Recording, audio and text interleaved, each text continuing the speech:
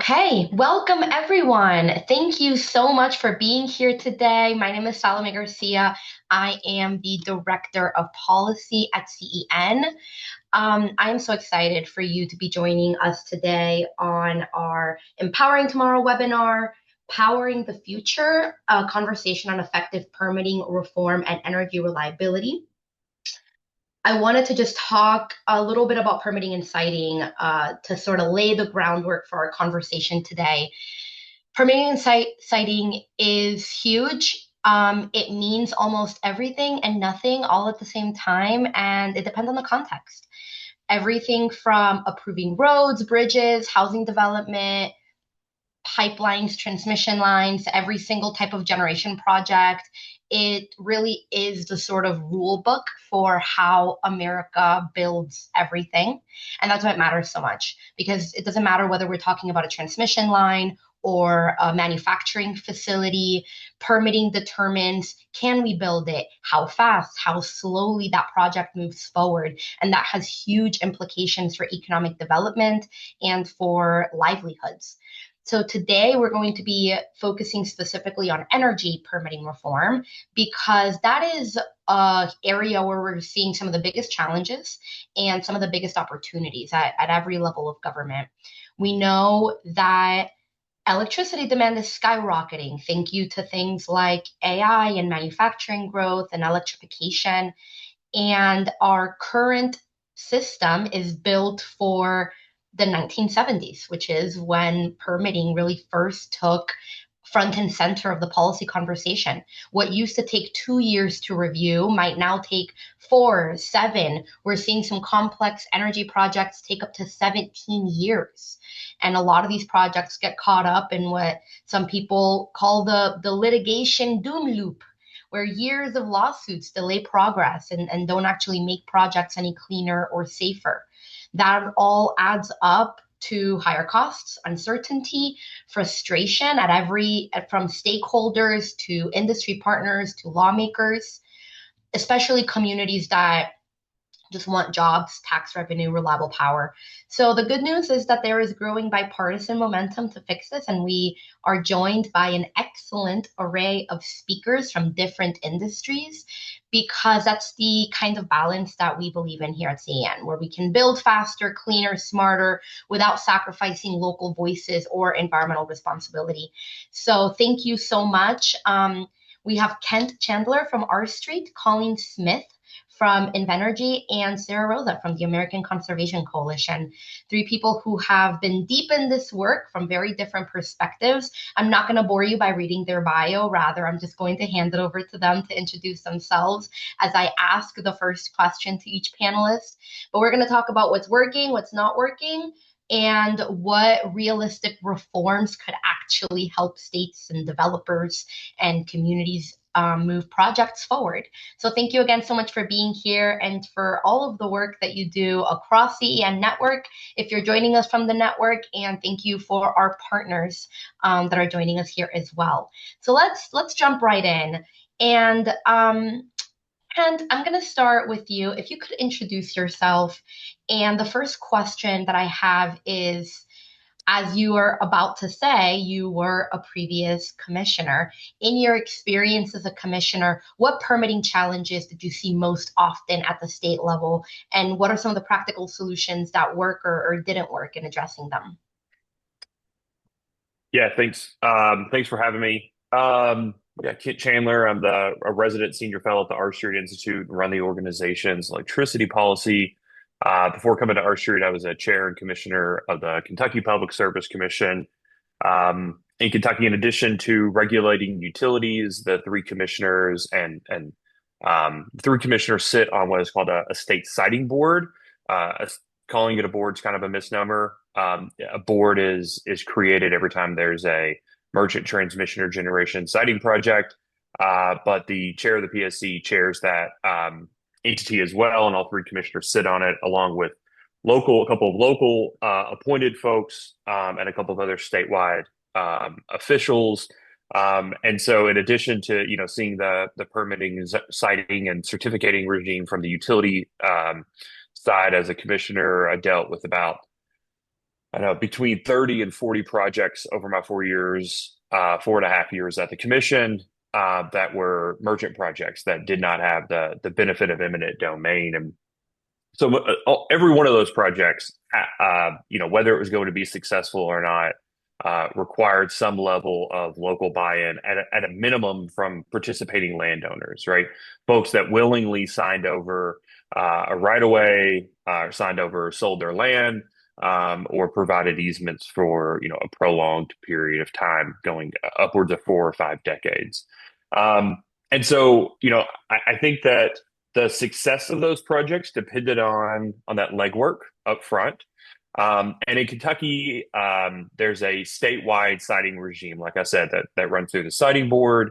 That insofar as a county or a city doesn't have local planning and zoning, the only rules are at the state level. But even if they have planning and zoning, it still has to go through that state siting regime. And so, um, the state siting regime in Kentucky is actually pretty good. So the irony is it wasn't necessarily barriers at the state level, or issues with permitting at the state level. It was, frankly, activities at the local level that, in practice, effectively barred the development of certain resources. So it wasn't an outright ban, but it was knee-jerk or reactionary policies that effectively killed the ability of projects to be built, even with the total buy-in of the participating community. And that would show up in a couple of different ways. The primary one would be in attempting to put setbacks in for energy projects that were just so arduous or so complicated or significant, that it was impossible to comply, or it was practically, or economically impossible to apply. And that would be, the one I saw get thrown around the most was an interest by local communities through their, even when they didn't have local planning and zoning regimes, an interest in putting in setbacks from each participating property, not the entire contiguous project, but on each parcel of land, saying that, like, a solar panel, for instance, had to be within so many feet of the edge of each property. And it effectively killed projects. And the reason that those folks put those in was not that they were anti-development or anti-progress. It was usually born out of not understanding, or being concerned with what they hadn't discovered yet. And the projects that were the most successful were the ones that spent a lot of times on the ground with participating and non-participating landowners, as well as with local elected officials and local government, explaining what the type of projects were, showing them how projects worked in other places, answering every question they had ad nauseum. The state siting process in Kentucky requires some level of upfront engagement. By the time it would get to those meetings, no one would show up because everyone that had a question already had it answered. Those are the projects that would be considered by the state siting board to receive no negative public comments. And those were, in stark contrast with projects that we would get, a dozen or more public comments from either non, landowners that were near the project, that found out about the project for the very first time from their local newspaper. It was very interesting to see the dichotomy of folks that put in the legwork, and putting in that legwork prior to sort of having the project come to fruition ensures that those knee-jerk local reactions that can kill a project don't actually occur to begin with. Thank you so much. And this is actually a conversation that we're going to continue. A thread will continue through the entire panel, which is on the importance of local engagement and on the importance of educating not only the community, but also local stakeholders and even local and municipal elected officials. Before we move on to the next question, I also want to flag for the audience that the Q&A is open. So please don't wait until the end to ask questions. As they come to you, feel free to take advantage of that Q&A feature. I'll do my best to answer some via the chat and then also provide the opportunity for the panelists to answer as well. So nextly, I would love to have Sarah introduce yourself, and from your perspective, what are some of the most realistic permitting reform measures that could gain support in the near term? Yeah, and well, first, thanks for having me. So happy to be part of this conversation. I'm Sarah Rosa, Policy Director with the American Conservation Coalition, or ACC. We like to say we're the largest conservative environmental organization in the country because we have over 85,000 grassroots members across the country. They're like young people aged 18 to 35. And we cover all issues from energy to conservation, but permitting reform is definitely a top priority because, you get the benefits of economic growth, but also are able to deploy, the clean energy and conservation projects that we need more quickly. And so we primarily focus on at the federal level in Congress, but because we've got those grassroots members, we also do some work in the states. And I think, like we've all talked about already, it's abundantly clear, I think, across the country, and this is ringing true in the halls of Congress, that our permitting processes have become a bottleneck now to achieving our energy and environmental goals. And you saw that at the end of the 118th Congress, where Senator Manchin and Barrasso had put together a bipartisan permitting package. That ultimately died, but I think there's a really strong desire to build on that momentum before the end of the 119th. So when I'm thinking about like near-term opportunities, I think one of the sort of foundations of any deal that is going to be reached, and of course it has to be bipartisan to reach 60 votes in the Senate. I think one of the foundations will be like NEPA and judicial review reform. Sally, you were just talking about how it takes an average of 4.5 years, and sometimes longer, right? Like there are projects that can take over a decade to get just through the review process. And then on top of that, you have the litigation doom loop. And so often, like NGOs are the ones that are, suing under NEPA, and they only win like 20% of the cases. Like most of the time, agency decisions, like 80% of the time, they're upheld. And so we're adding a level of uncertainty to projects and delaying projects for little to no environmental benefit. So, you saw Representative Bruce Westerman and Jared Golden introduce the SPEED Act, which starts to get at some of these NEPA and judicial review reforms. And it's a bipartisan bill, starting to, like what actually triggers a NEPA review? Is it federal funding alone? Because if I did a NEPA, like if I got a permit at the start of the project and then federal funding came in, to have to do that again. And then, making sure we're looking at just the direct effects and not all the downstream indirect effects that can make an analysis like this just never ending and super complex. And other things like when a court does find that there's an issue and needs to send it back, the project doesn't have to stop, it can continue, and the agency can fix it. So just trying to add some certainty to this process. And then I think on top of that, though, there's this growing consensus that we can do the permitting reforms that'll help us get more energy generation online, but then we're going to have to move that energy. And so that's things like linear infrastructure, transmission lines, pipelines. And so, like on the transmission front, there's been proposals. So, natural gas interstate pipelines have sort of the benefit of having a primary federal siting authority, and interstate transmission lines don't. So you saw it in the Energy Permitting Reform Act and in the Speed and Reliability Act, sort of proposals to start to fix that and sort of hand some authority to FERC, like in a backstop siting authority for high capacity interstate lines, where right now one state can block a project if other states are like go ahead. And then, for pipelines, I think there is some room for like Clean Water Act Section 401 reform, that right now that gives sort of states the ability to make sure they're like approving or denying projects and making sure that they like meet the state water quality standards in their state. And right now it's sort of being used to block projects unrelated to water issues. And so there's some reforms in the House that's like the Permit Act, which covers lots of Clean Water Act, but there's a component around making sure that it's just those direct water impacts. So I think there's a deal space there on linear infrastructure that could happen in the 118th. So I think that's sort of the core of a deal. And I think there's other like digitizing the federal permitting process, bringing geothermal energy to parity with oil and gas and expanding categorical exclusions, what a mouthful, that can also sort of go along with that. But that's sort of what we're seeing as like potential in Congress before the end of the 119th.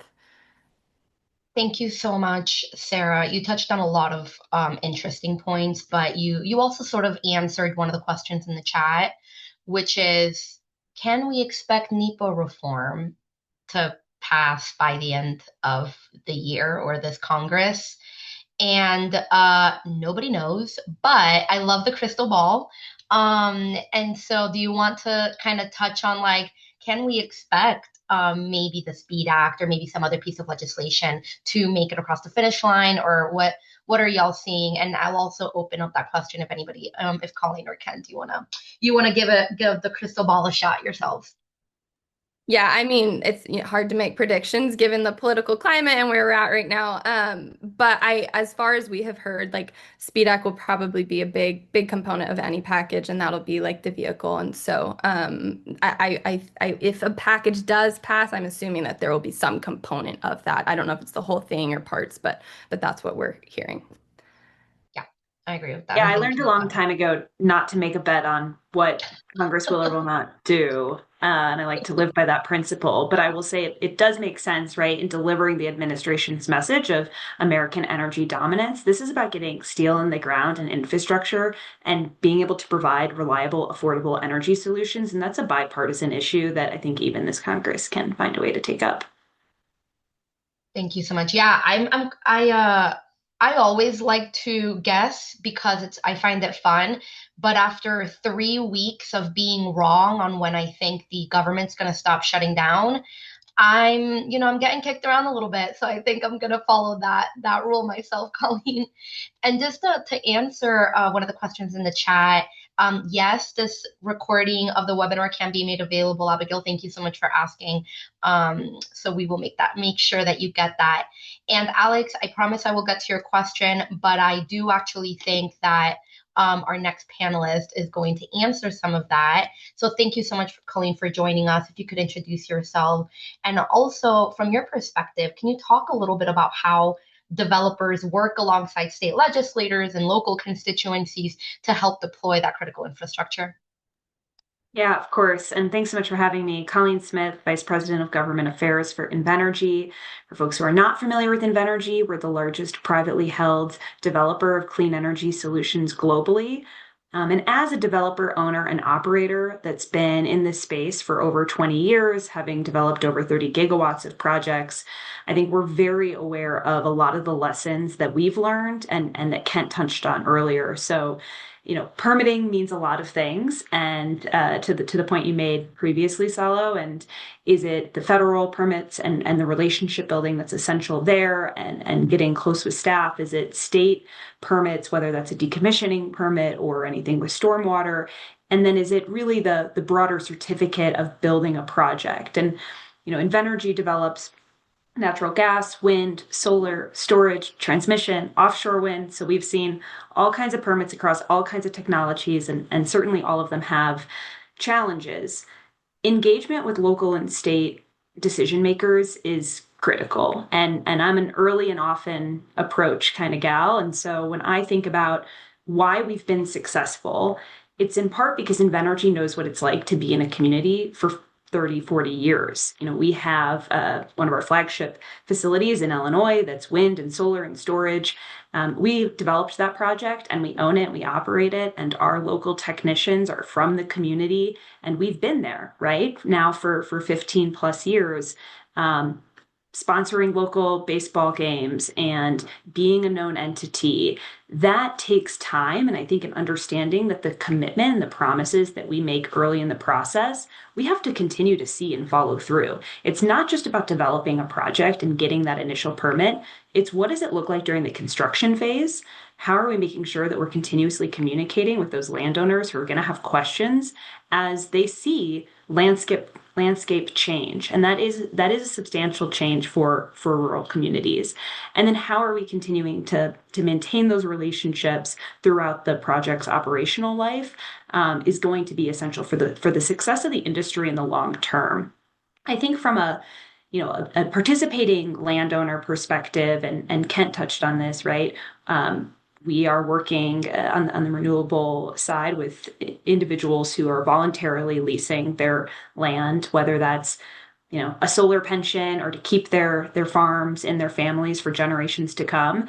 So trust from the get-go is critical, right? These are conversations about what that looks like for you and your family, and a voluntary agreement to move forward for a long time. But then it's looping in the rest of the community. Invenergy works with non-participating landowners frequently to develop good neighbor agreements. What does it look like if maybe you're not hosting infrastructure, but you're within a setback where you can still see it? Is there appropriate visual screening? Is there appropriate sound mitigation that you might be interested in for your family? And how can we have those conversations? Because if you don't, right, if you don't engage with the folks, then there are more questions unanswered and more concerns, and a lot of the fear of the unknown. And that's, I think, where we see opposition really rise from the local level. And where you're going to see opposition rise at the local level is just going to kind of, right, bleed up to the states and to the national, and I think has in many ways found itself into the discourse of our political and partisan divide, which is why I'm grateful for the work of CEN and trying to break that down. I think from a legislator and state decision maker perspective, it's very much the same framework. If we're going to meet with the town chair, we're going to meet with the state legislator, and we're going to meet with the state chamber, and we're going to meet with the county farm bureau.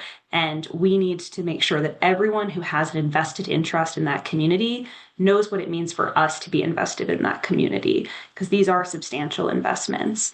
And then the final thing I'll just touch on, and I know we'll get to this a little bit later as well, is Kent mentioned the Kentucky siting board process. There are a lot of states that have varying degrees of permitting, streamline, and process. In Ohio, Invenergy was really proud to kind of lead the way very, very early in many solar siting certificates as a first mover in that state. And we found that in our conversations with the Ohio Power Siting Board and stakeholders, they would ask us, well, what does it look like to do wildlife fencing here? What does it look like to do this type of vegetation management? What does it look like if we did a little bit farther setback from a right of way? And having those open conversations, we consistently set the bar for what eventually became rules for all projects moving forward to meet. And I think everyone is figuring this out together, and we're going to do so in the best collaborative way if we have an honest and trusting working relationship with the people that are impacted by these projects. That's really great. Thank you so much, Colleen. And you kind of started talking about it a little bit, but I want to address a question in the chat, which you mentioned the importance of, well, both you and Kent, of building trust at the local level and trust in the process. And those are the projects really that see the most amount of success. How does Invenergy, or generally, Kent, how have you seen other developers in your experience build public trust in that process, especially in rural or conservative communities that maybe feel unheard or maybe feel overregulated? I'll say from a developer perspective, and then Kent, curious your thoughts on what you've seen.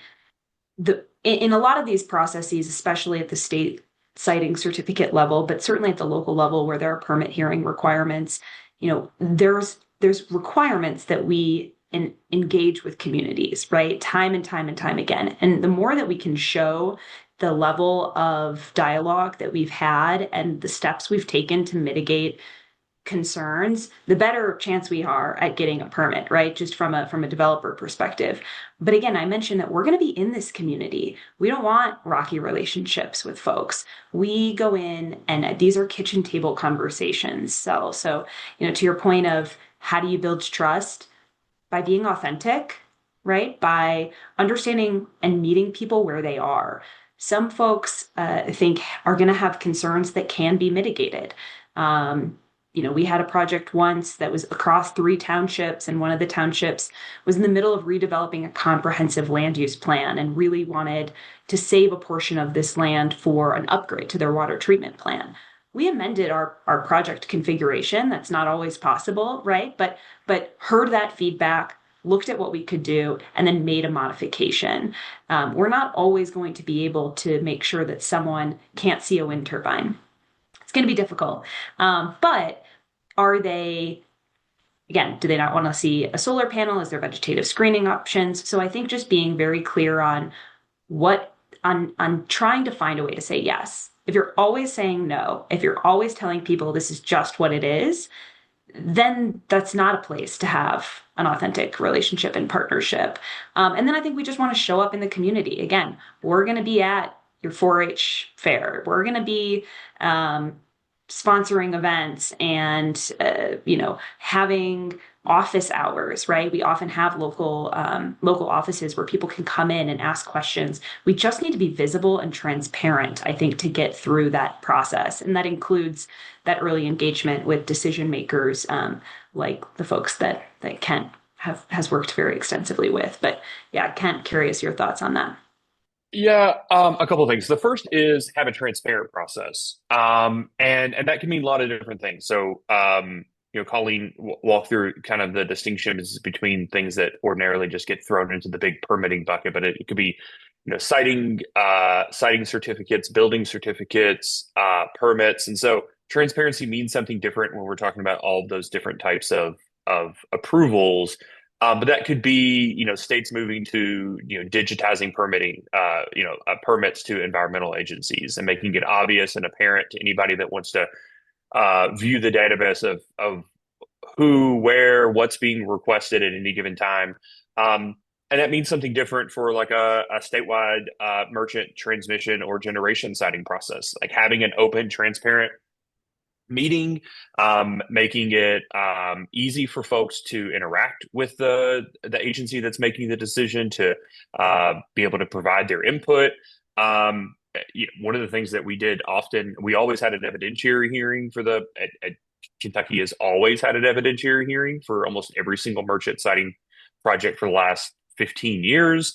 That is, you can hop up on YouTube and watch it live. You can file comments onto the Public Service Commission website. And then in the majority of cases that there's any local interest in doing so, the actual members of the PSC and the other members of the siting board actually show up in the local community to take public comment to make it easier for people.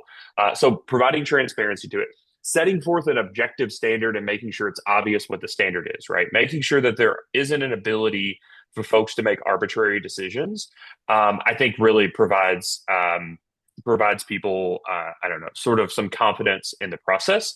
And routinely making sure that it's an objective standard that's well understood at the outset is important to both, the people that are doing the project and folks that are interested in the project that may be from the local community.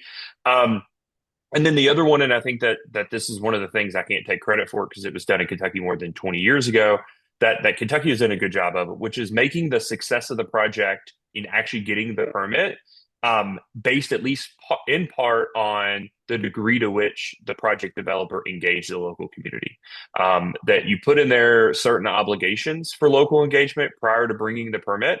And if they, sandbag that engagement and showed up and didn't answer anybody's questions or things like that, like that's going to show up when they have the burden of proof to show that they did engage well. Members of the community are going to point out that no one was prepared to answer questions about the project. And it's probably going to make it more difficult to get an approval since that's part of the standard that the siting agency makes its decision on.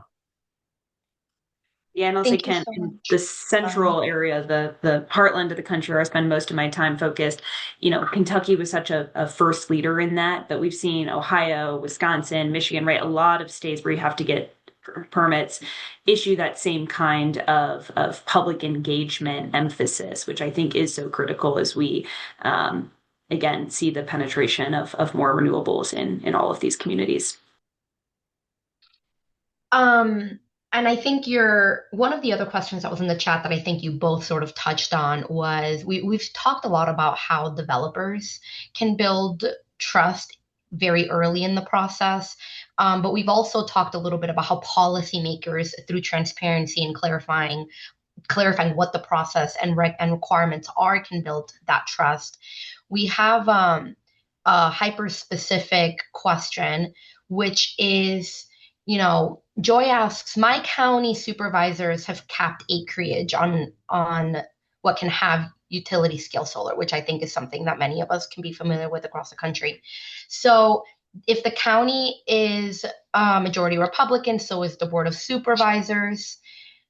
Do you guys have any ideas or advice for what approaches might help overcome objections, especially with the issue of quote unquote prime farmland? Yeah, certainly. And this is an issue we see everywhere. And I don't know, Joy, where you're where you're listening from, but we've seen acreage caps really take off in states like Virginia. I think increasingly, unfortunately, in states like Iowa, and it does come from this sentiment that too much of a county's land use is going to be monopolized by a single industrial activity. I think sometimes I flip that script and ask, where else do these types of acreage caps exist for a county, right? Do they exist for commercial development? Do they exist for parking spaces? There is a tremendous body of evidence that the impact from renewables from a land use perspective is very nominal. And there's some good fact sheets, and I think we can send, and CEN has done a good job supporting this work as well. But if we powered the entire state of Wisconsin with just 100% solar energy, it would still be less than 1% of that state's prime farmland. When you think about it from that kind of scale, and it's difficult, right, when you're having those conversations at a local level, and this is close to someone's community, but from a fact standpoint, it will not take up a disproportionate amount of farmland. I think there's also an argument to be made about the amount of acres it takes to produce ethanol. And the amount that is compared to the amount of acres to produce solar, right? These are both forms of energy generation. And so that is something that we've leaned into. I think the statistics and land use studies, not just from the industry, right, where we can do the math and show that prime farmland won't be ultimately too impacted. But certainly from universities, we're seeing more and more land use studies. What is the impact? So I think we have some good facts there. I think the other thing I'll note is, and something we lead with, is these are private individuals, and this is their choice of what to do with that land. And that doesn't always, depending on the community and depending on the board, get you where you need to be. But I think ultimately that is something that's important to rest on. This is a private property rights issue, first and foremost. And we're not telling those individuals, even with an acreage cap, right? You're now limiting that ability for people to make that decision because you're preventing additional development from coming into a community. And then the final thing I'll say is that there are policies, sometimes in part with a regulation of how you would get a certificate, and then sometimes just outright other state legislation, things in Illinois, like the agricultural impact mitigation agreement that needs to be signed between a developer's project and the Department of Agriculture around how a project is going to not impact ag land adversely, and the steps that they're going to take to mitigate any impacts, right? Replacing and repairing drain tiles, certainly robust decommissioning policies. I think we've seen versions of that framework adopted, certainly where there's state siting regulations, but also, Minnesota has agricultural impact mitigation plans. And so I think that can be helpful. And we've seen some states in the conversation of decommissioning really lean into, well, what does it look like to repair and restore as needed to return that land to agriculture? Because unlike a commercial development in a parking lot, you're not going to return that to agriculture at the end of its useful life. Thank you so much. And so kind of, taking on that note and sort of pivoting a little bit as well, we also have a question on the chat back to the recent administration's push for certain generation and blocking funds for specifically primarily renewable energy projects. So I'd like to turn it back over to you, Sarah. Since you have such a good pulse on the ground around NEPA reform.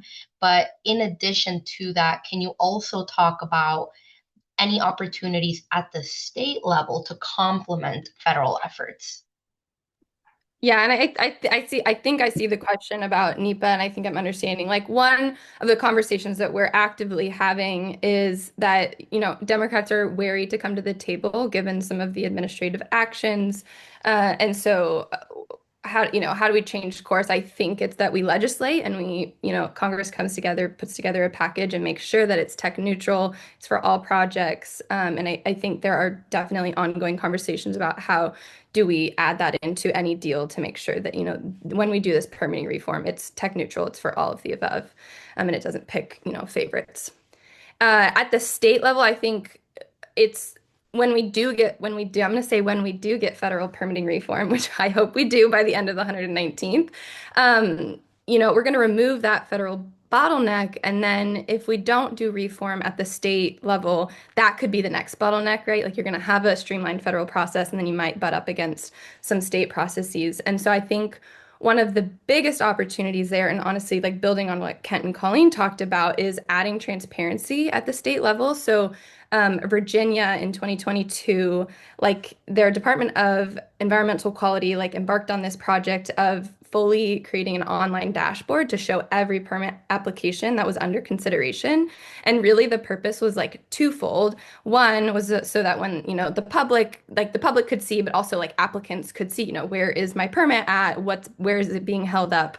They could keep track of that. But then also the DEQ was able to like identify where the bottlenecks were. Like it took, just a couple of days to get through this office, but it's sitting at this office for a really long time. Like what's going on here? And ultimately, like at the end of sort of a period, they found that they were able to speed up permitting by like 72% because they were able to find where those problems were and then solve them. And I think, at the federal level, there is a bit more transparency. Now, it's not perfect, but it's like we do kind of understand where some of those bottlenecks are, like NEPA, right? It's like very clear that that has become a problem. And I think it's a little less clear at the state level. And so having all the states sort of adopt some level of, Kent, like you said, like digitizing the process, put it online, helps, for transparency on the applicants and the public's part, but also on sort of the state to figure out where those issues are and to fix them. Funnily enough, yesterday afternoon, the Foundation for American Innovation actually released a report. It's like a step-by-step how and why you should implement what Virginia did in your state. So if anybody's interested, like definitely go. I think that's a great resource and great timing. So I think that's probably one of the biggest opportunities in the States. Yeah, thank you. And I do think that it sort of answers also Alex's question. Unfortunately, in the chat, Alex asked, is there a tracker of all of the projects in my state that are still due to permitting, right? Like, how can I find out how much transmission needs to be built in order to get clean elections moving onto the grid? And what should we be doing in Montana in order to get that level of transparency? And I think that that's a great example, Sarah, because the unfortunate reality is not only in Montana, but in the vast amount of the country, we don't have that information available. And that makes it very, very difficult to do exactly what you're asking, Alex, which is being able to urge members of Congress or even knowing at what level of government advocacy is going to be most powerful. I do want to provide like a few resources if you want to go down a rabbit hole, which is DOE has something called like an energy atlas. Fellow energy nerds might enjoy perusing through that because it does have a lot of like the ongoing wind, solar, like battery projects in Montana that are waiting for grid connection. So if you do want to try to find those projects on your own, you can go into the DOE's website. I will also say that CEN does provide a much less robust tracker than what Sarah mentioned is the gold standard right now. But if you do want state-specific information, we do provide like state-specific one-pagers for certain states that kind of identify an example of a project that we have been able to point out that has been delayed due to permitting.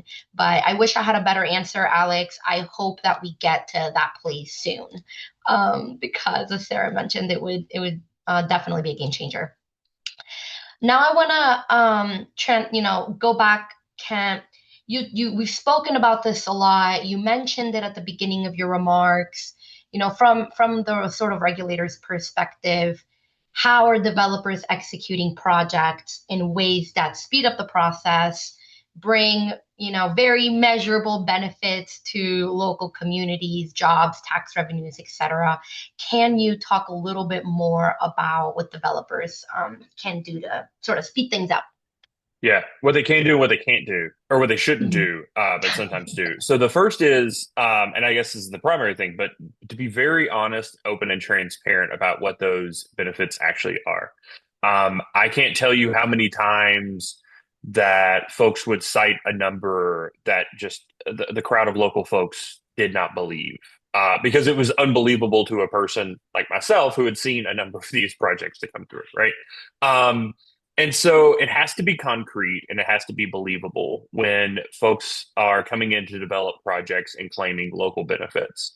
Um, I also find that the other things that the other thing that developers did that they shouldn't do, and frankly undermined, I don't know, the likelihood of getting local buy-in, is to talk about things on a gross basis rather than a relative basis.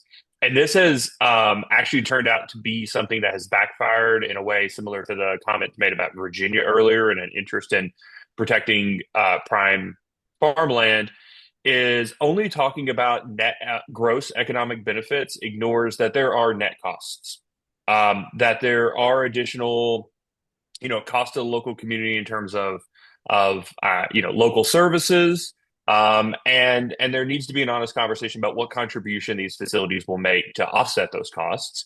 But there's also a offsetting cost of taking productive farmland out.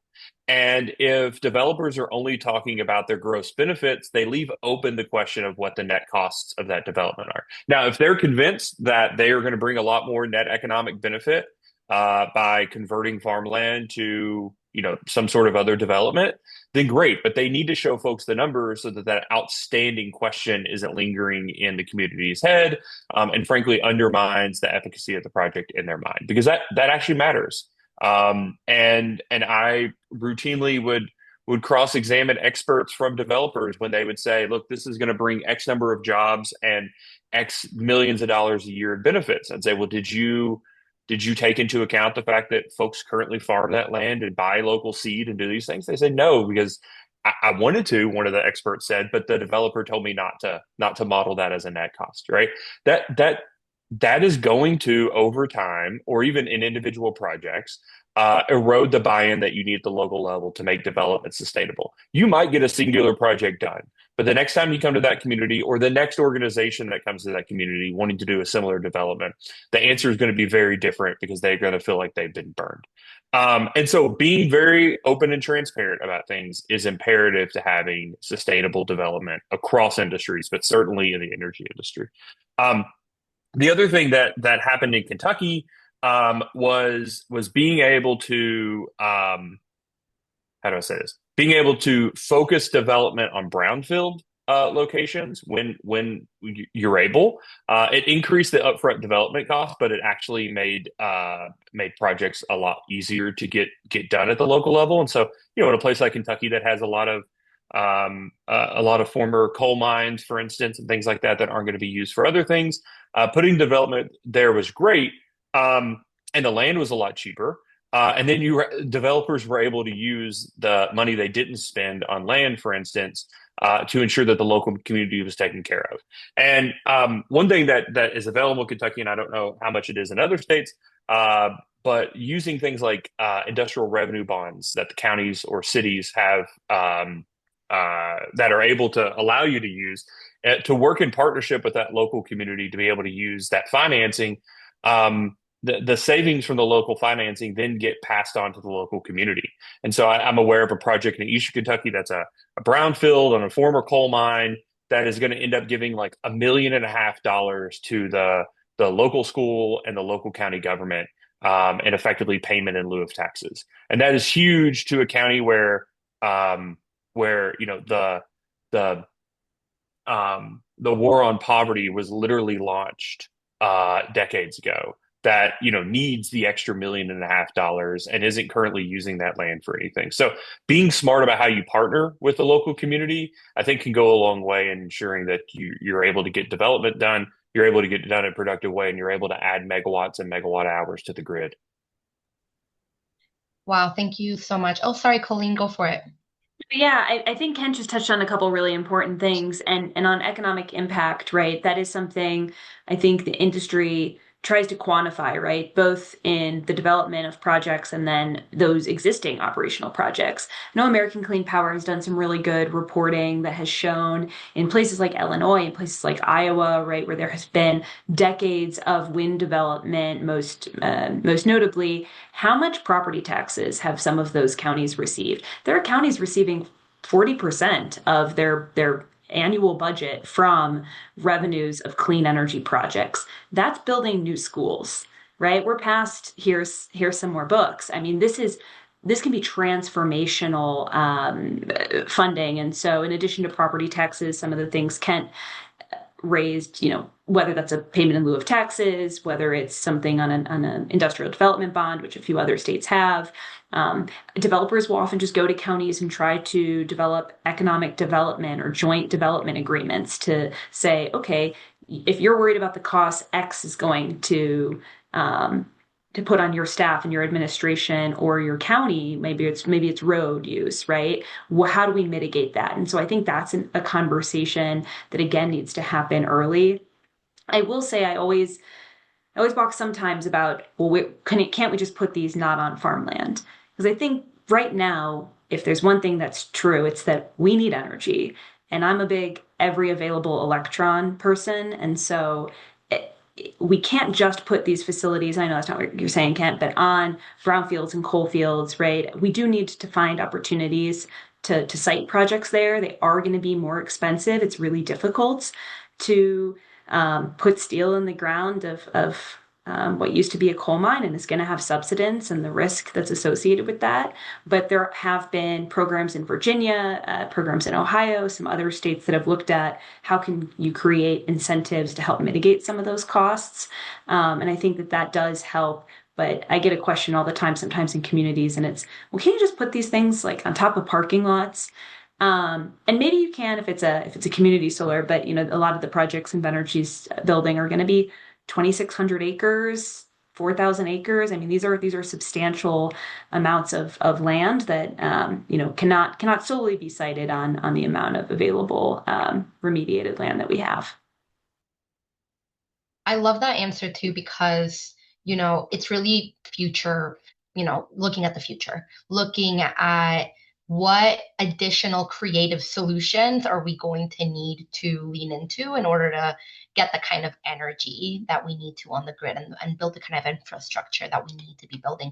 And so I want to, take us on a different path. Dream with me, folks.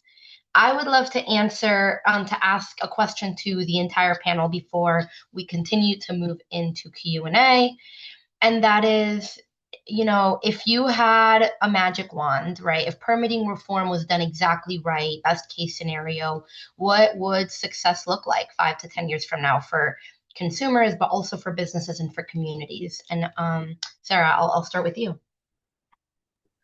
Sure, and I'll go big. Like to me, success is we're able to build the energy infrastructure we need in a timely manner so that we can provide like cleaner, more reliable, more affordable power.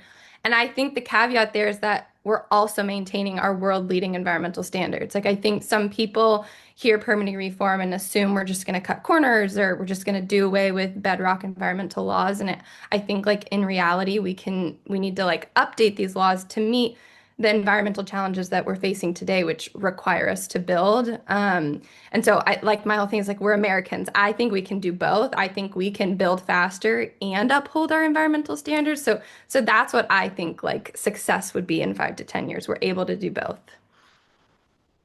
I love that, Colleen.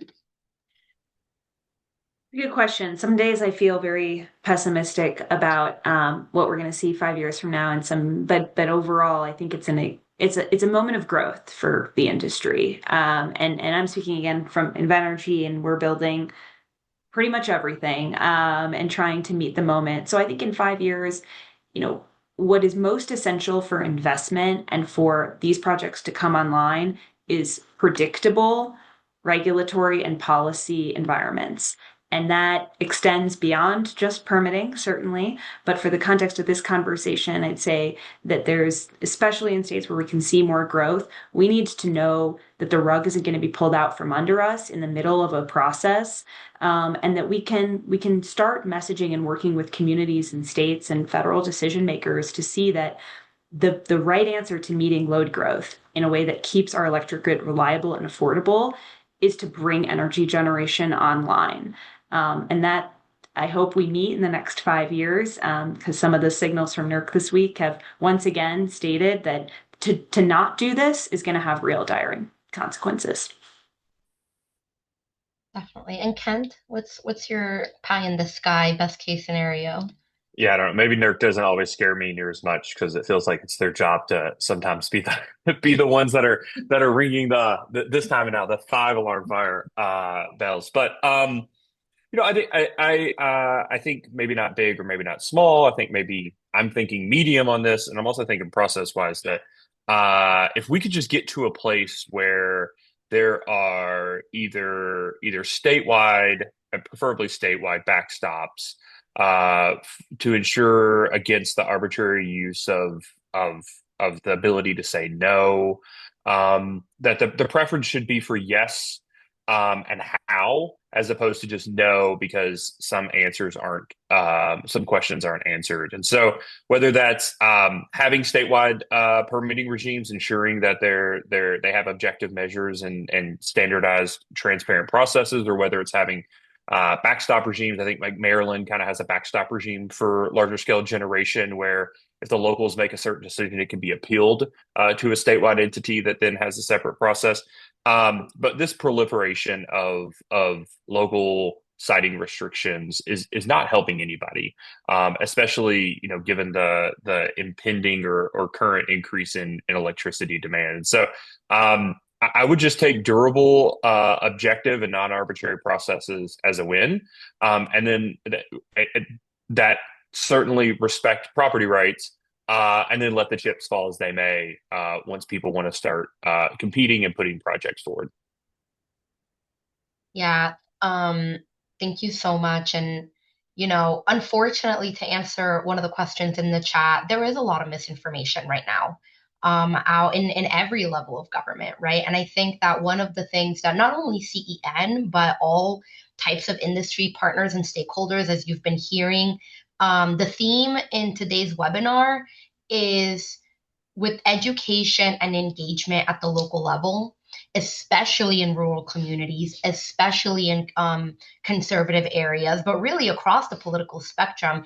It's in the education and really in the advocacy from the local level, from property owners saying, actually, these are creative financial incentives for me to continue to operate my farm.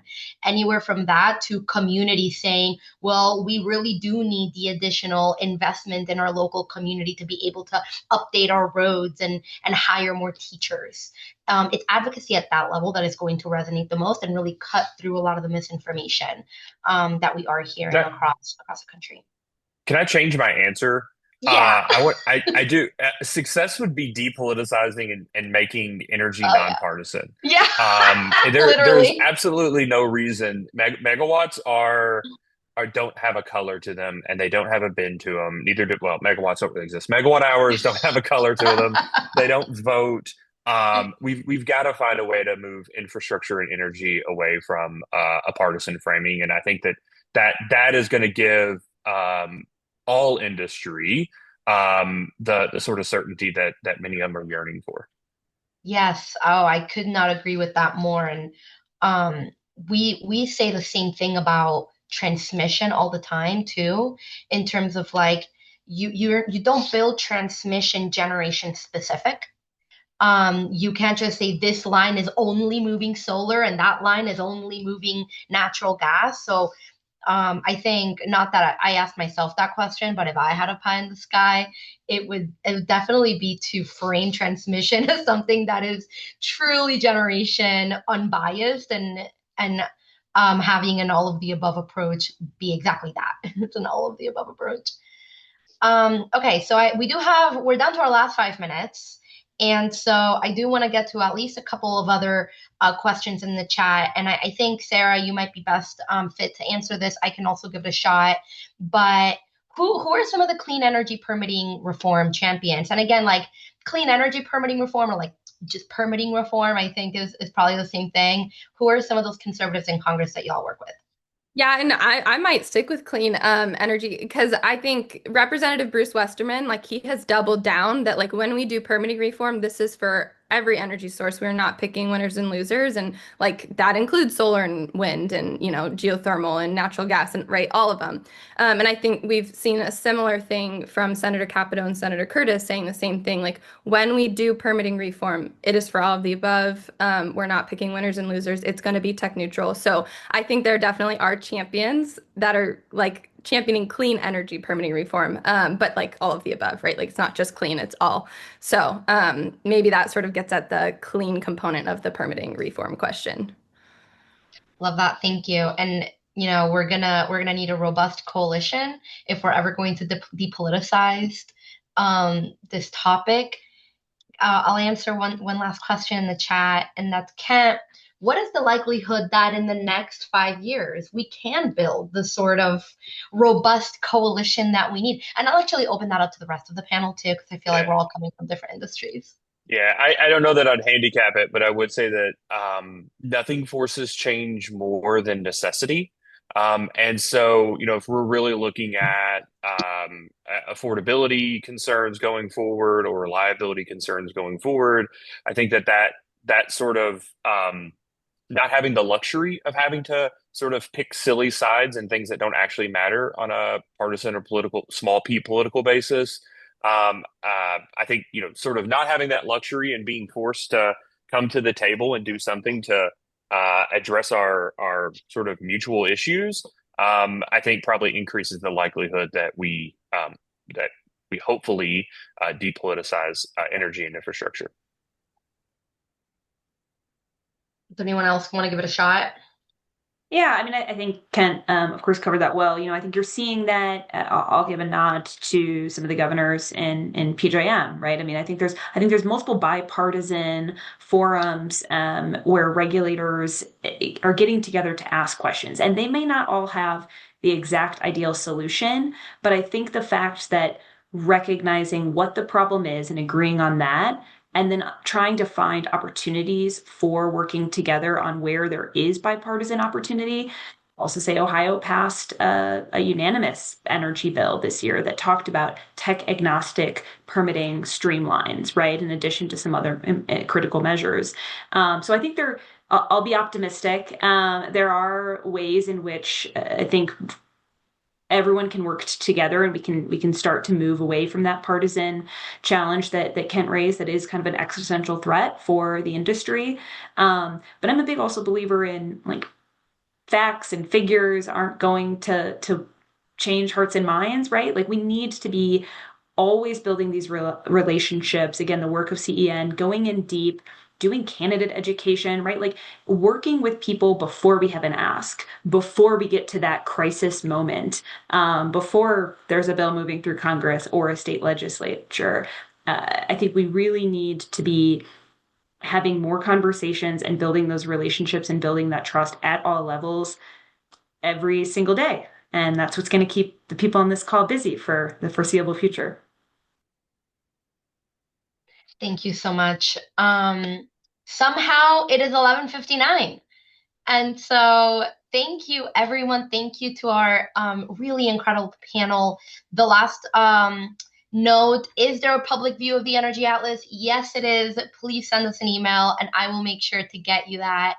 I don't have the link on me, but I will find it for you. There's a mapped view available for the public.